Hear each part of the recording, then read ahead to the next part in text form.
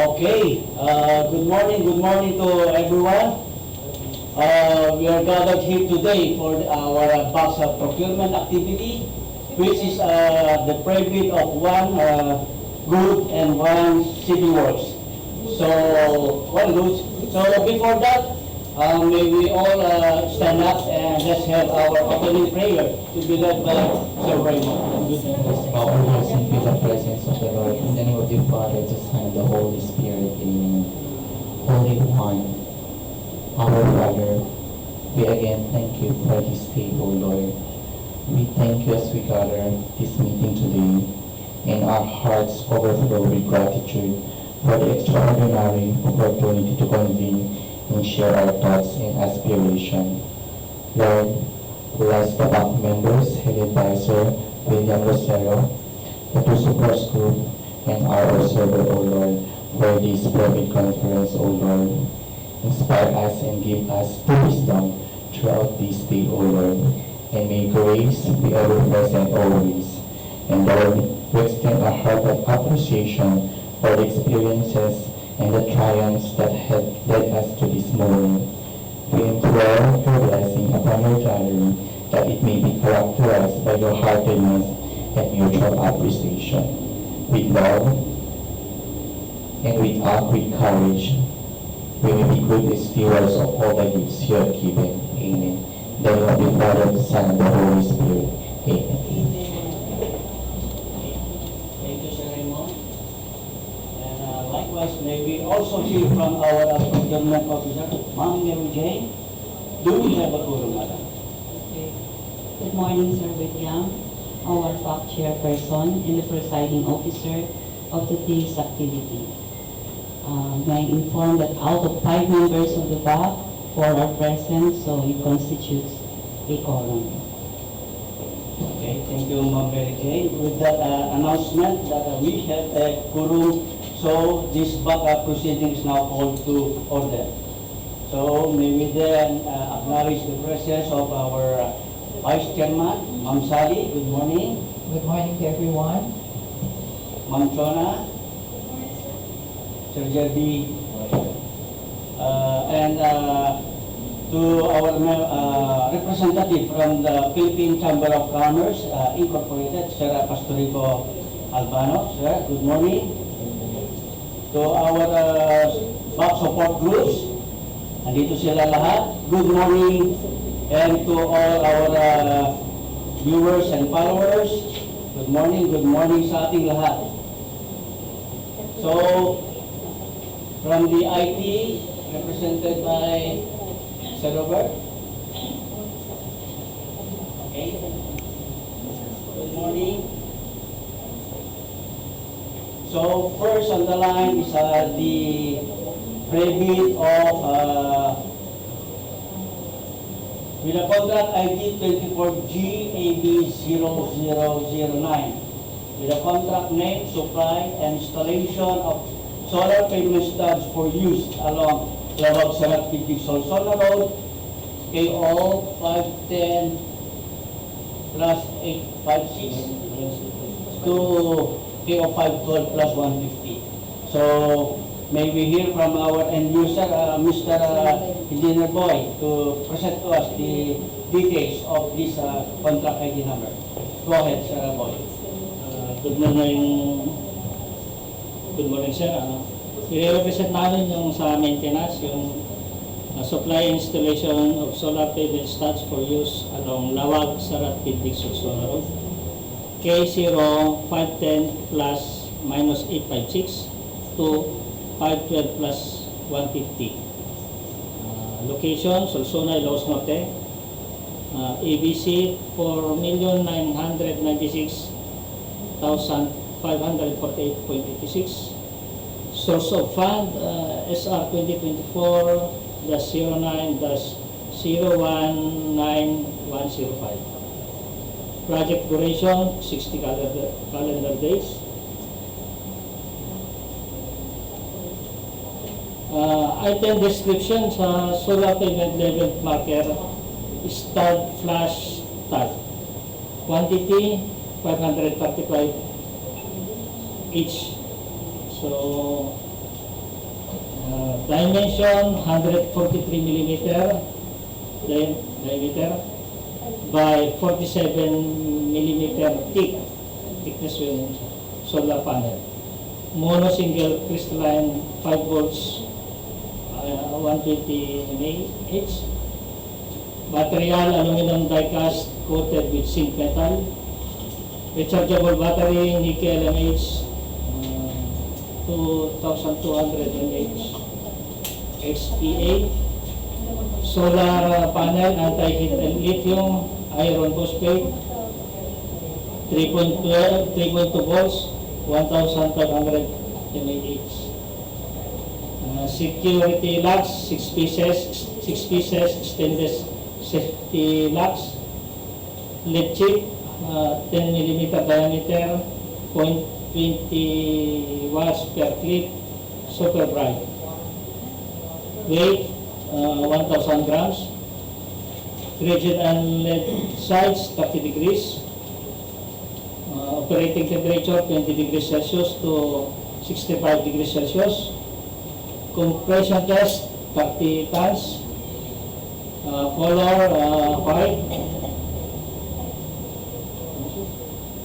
Top polycarbonate with IPO registration with BRS MRDC testing certificate. Cylindrical top, no corners. Cylindrical space groove side walls with 6 security posts. Aluminum alloy coated with zinc metal.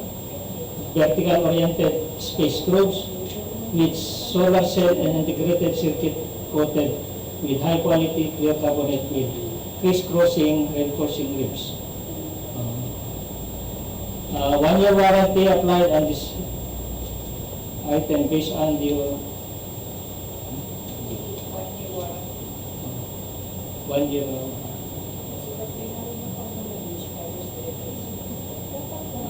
spacing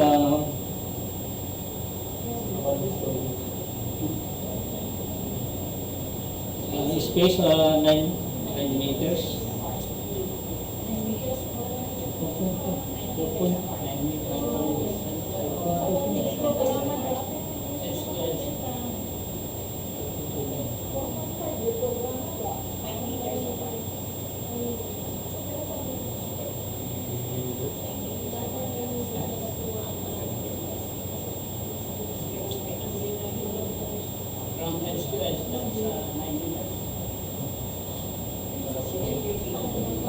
Yung sa plano ma'am, yung 9 meters, pero pwede nating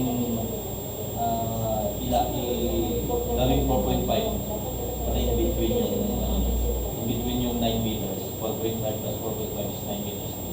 So okay lang na magsusupplemental ulit din ang time.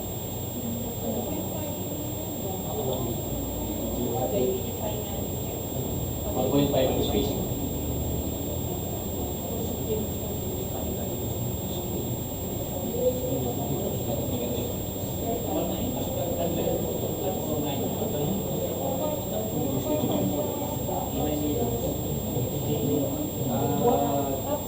Nagtanong kami sa regional office ma'am, ang installation nila doon is 4.5.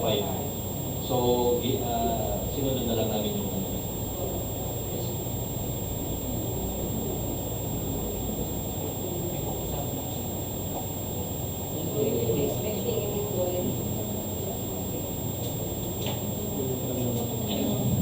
yun lang po sir. May mga tanong po ba tayo dyan? Katatapos na presentation ni Sarah Boy? Okay, so hearing nga, we have here the documents to be submitted by the bidders. We have here the technical proposal, certificate of PDF's registration, platinum membership, statement of the prospective bidder for all its ongoing government and private contracts, including contracts awarded but not yet started, if any, whether similar or not similar in nature and complexity to the contract to be bid. Statement of the bidder's single largest completed contract SLCC. And also, we have the bidding documents, original copy of bid security in the form of surety bond, certification issued by the Insurance Commission, or original copy of notarized bid securing declaration.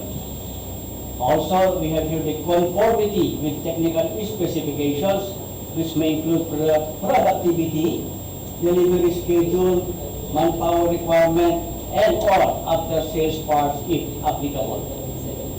We also have here the original duly signed omnibus sworn statements, the original notarized secretary certificate in case of corporation, partnership, or cooperative, or original special power of attorney of all members or of the joint venture, giving full power and authority to each officer to sign the OSS and do acts to represent the bidder. And also we have the financial proposal composing the prospective bidder's computation of his net financial contracting capacity, committed line of credit from Universal or Commercial Bank in lieu of its NFCC computation, if applicable. Duly signed joint venture agreement in case the joint venture is already in existence, or duly notarized statements from all the potential joint venture partners stating that they will enter into and abide by the provisions of the joint venture agreement in the instance that the bid is successful. The original of duly signed and accomplished financial bid form, original of duly signed and accomplished price schedules. So, yun yung mga criteria and procedure for eligibility check, preliminary evaluation of bids, detailed evaluation of bids. Okay? So, yun na yung mga kakailanganin. Those are the needed documents for the submission of our bidders for this particular contract ID number. So, we are done with this pre-bid of one goods. So next, we will proceed with the pre-bid of our civil works with a contract ID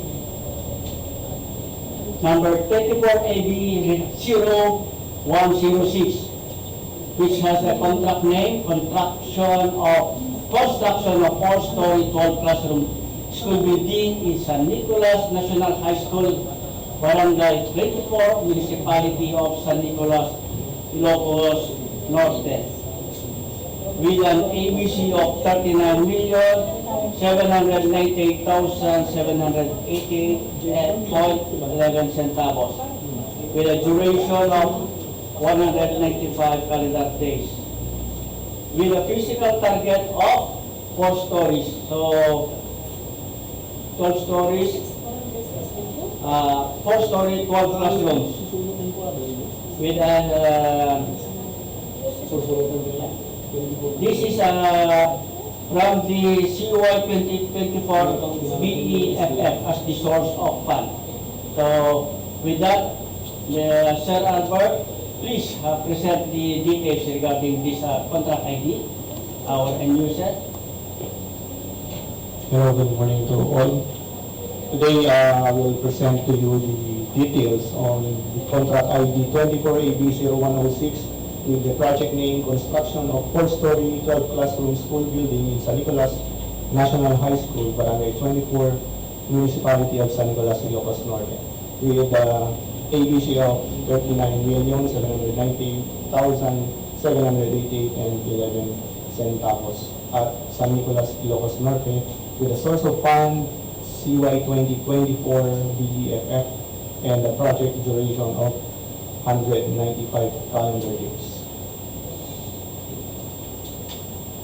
The project composed of reinforced concrete frame building with 12 classroom in a 4-level story building. Composes of concrete hollow blocks, perimeter walls, with structural steel for the roof frame and a corrugated roofing.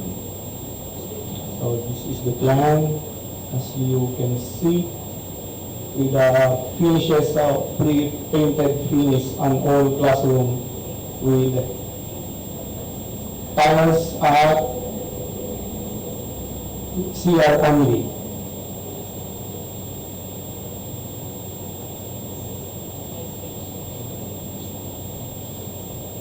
This is the front elevation. With complete facilities for school buildings such as the grills, the window grills, blackboards, ceiling at the 4th floor with water system development, the water pump and water tank.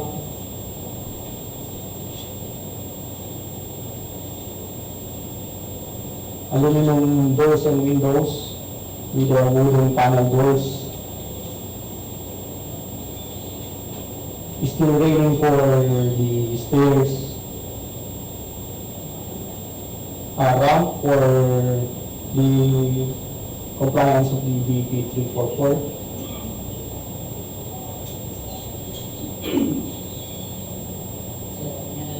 And included also the repair of more or less 120 linear meter fence at the back of the school building with almost about 300 meters line canal for the improvement of the project.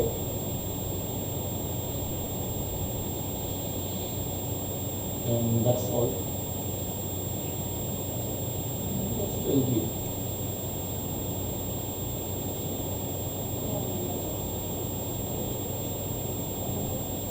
Tapos na, Sir Albert? Yes, sir.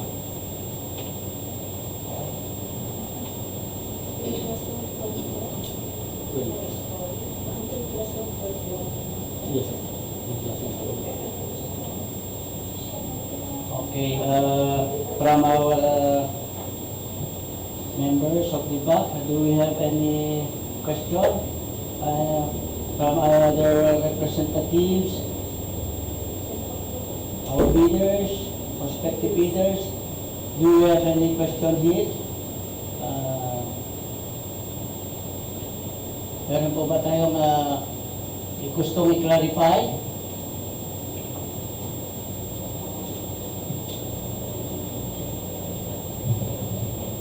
Meron pa tayong ano dyan, yung plano sa fence at saka sa kanal.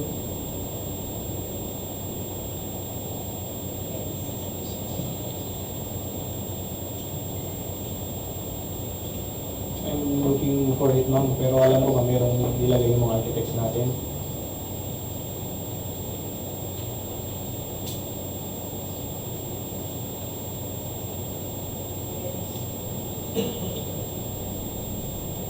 And one thing more po pala is this project advertise prior po kasi nung after nung advertisement merong updated CNPD, so subject for supplementary documents po tayo.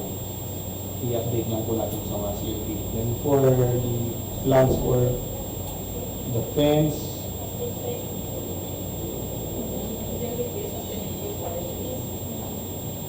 isasama na lang po, ma'am, kasi yun yung additional request ng end user dati. We'll take note of that, ma'am, the fence and the tunnel lining. Sir Albert, ano yung mga specifics ng supplemental bulletin natin? Yung one of the suggestion or the question po lang, yung fence po sir, hindi siya na-include. Fence and the line tunnel. Fence and the line tunnel, then the update of CNPD. Yes, boss. Prior po kasi nung nakakapag-advertise na po tayo, then lumabas yung updated po natin ng CNPD.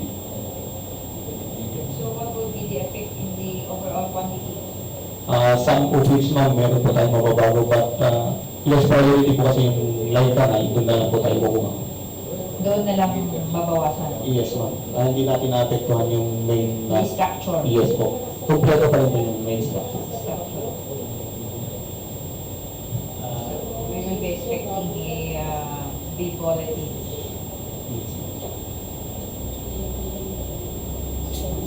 Yung compliance natin sa BP 344, Sir Albert, nakapag-observe po ba yun? Yes sir. Dalawang round po yung inclusion. Sa Bureau of Fire Protection, ganyan. Yes sir.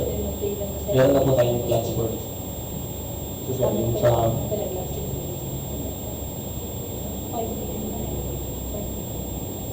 Okay na rin sa site, yung location, okay na. okay na sir. Meron po tayong documents on the schools division superintendent together with the principal.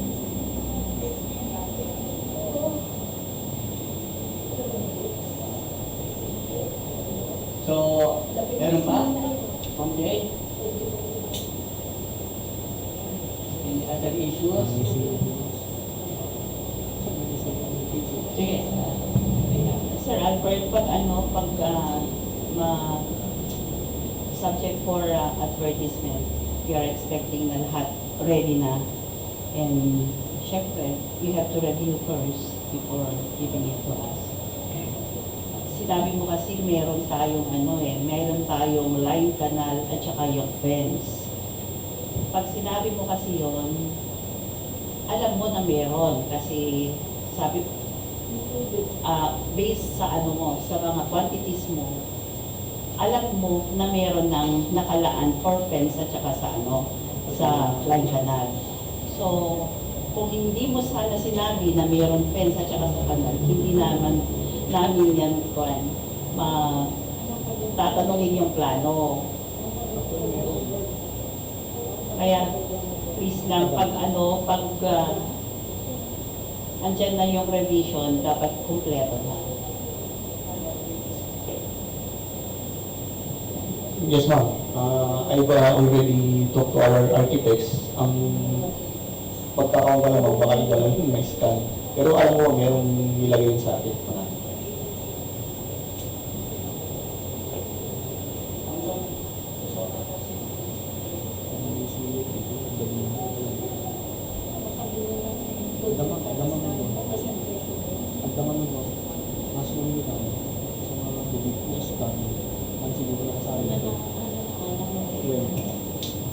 Narinig ko kanina, parang CR lang ang may tiles. Yes.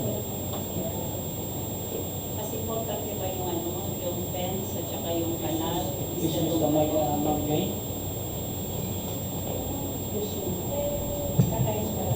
Narinig ko kasi, sir at saka ma'am, na ang malagyan lang ng tiles is CR.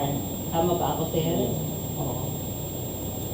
Kasi parang hindi kompleto yung yung school building.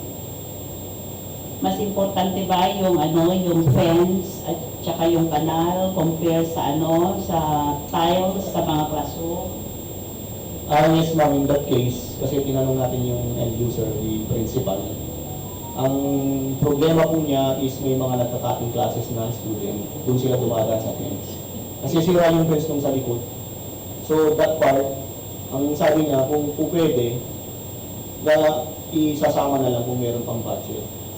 Then, pagka malakas naman daw po ang ulan, doon sa may harapan ng location, tumataas bigla yung tubig daw po. So, if ever din, na mas i-priority din po yung kesa dun sa tiles. Kasi sa kanila, nakakapag-solicit daw po sila dun sa mga Parent Teachers Association po nila, sa mga tiles po nila. So, napapansin nyo dun sa site, tile po yung mga latest na school buildings, but funded by the Parents and Teachers Association po nila.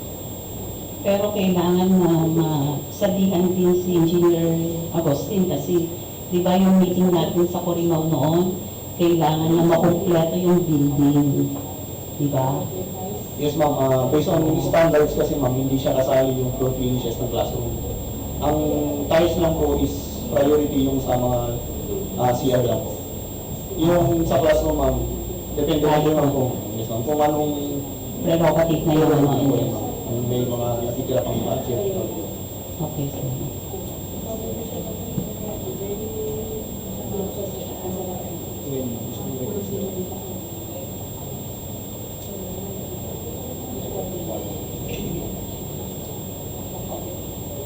Okay, meron po bang other issues natin?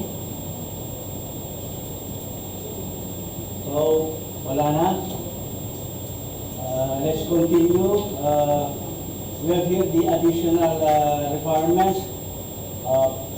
Pick-up license ng mga prospective interested bidder natin.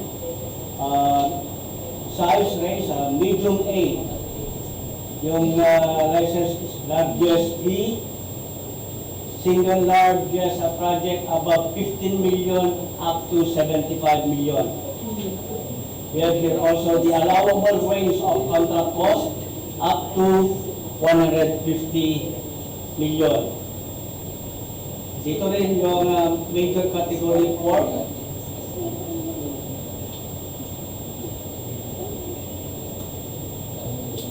Meron tayong note dito, section 23.4.2.4. The bidder must have completed an SLCC that is similar to the contract to be bid and whose value adjusted to current prices using the PSA consumer price indexes must be at least 50% of the ABC to be bid.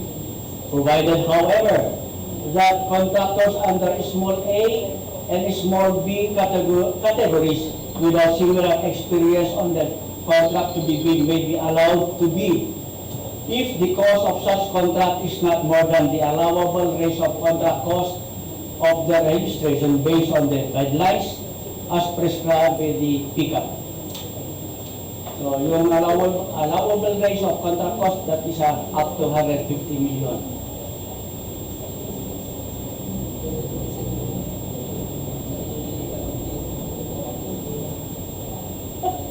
Minimum material testing equipment, please refer to DO11 series of 2017 for the minimum material testing equipment and DO127 series of 2018 strict application of RA 9184 in the conduct of post-qualification of bidders with delayed ongoing contracts with the DPWAs. And we have here the documents to be submitted by the bidders. Bid submission may be done manually or electronically online. However, bidders should only select one mode of submission, either manual or electronic. Similar to manual submission, the guidelines for the preparation and submission of an electronic bid are contained in bids ITB Gross 21 and Department Order Number 87 Series of 2020, which is the electronic submission and receipt of bids for the procurement of civil works contract. All electronic bids must be sent to the email address electronic bids Ilocos Norte 2 at dpws.gov.ph. Each bidder shall submit one original copy of the first and second components of each bid. The submission of bids through online submission to the given website or any other electronic means. The bidder shall submit on an electronic copy of each bid, which must be digitally signed. An electronic copy that cannot be opened or is corrupted shall be considered non-responsive and thus automatically disqualified. We have here the legal documents for the technical component envelope, valid PGF's registration, certificate, platinum membership, all pages in accordance with section 8.5.2 of our IRR. The technical documents, statement of the prospective bidder of all its ongoing government and private contracts, including contracts awarded but not yet started, if any, whether similar or not similar in nature and complexity to the contract to be bid, and C, statement of the bidder's single largest completed contract, SLCC, similar to the contract to be bid except under conditions provided under the rules, and D, special pickup license in case of joint venture, and registration for the type and cost of the contract to be bid. And E, the original copy of the bid security, if in the form of a surety bond. Submit also certification issued by the Insurance Commission on original copy of notarized bid securing declaration. The bid validity period is 120 calendar days from the date of submission of bids. Bid security validity period, 120 calendar days from the date of submission of bids.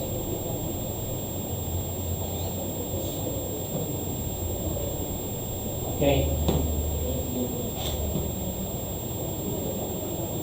We have here the project requirements that include the organizational chart for the contract to be bid, list of contractors, the personnel, the project manager, project engineer, DPW's accredited materials engineer, DPW's accredited informant to be assigned in the contract to be bid with their complete qualifications and experience data.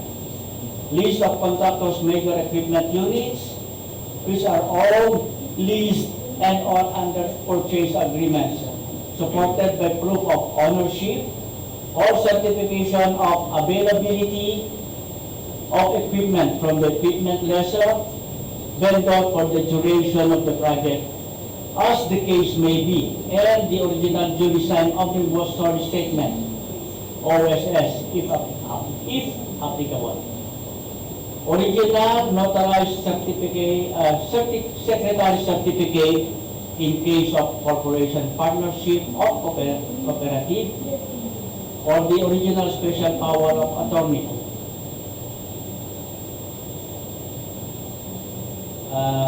Financial component envelope. We have the original duly signed bid prices in the bill of quantities. Duly accomplished detailed estimate form, including the summary sheet, including the unit, prices of construction materials, labor rates, and equipment rentals used in coming up with the bid, and cash flow by quarter, and also the warranty.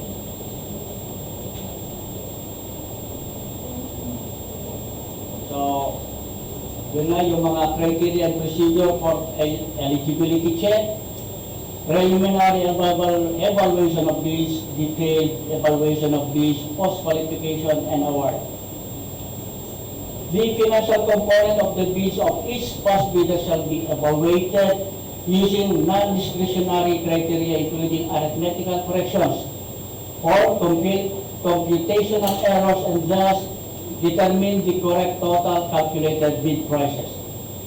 The BAC shall automatically disqualify any total calculated bid price which exceeds the ABC.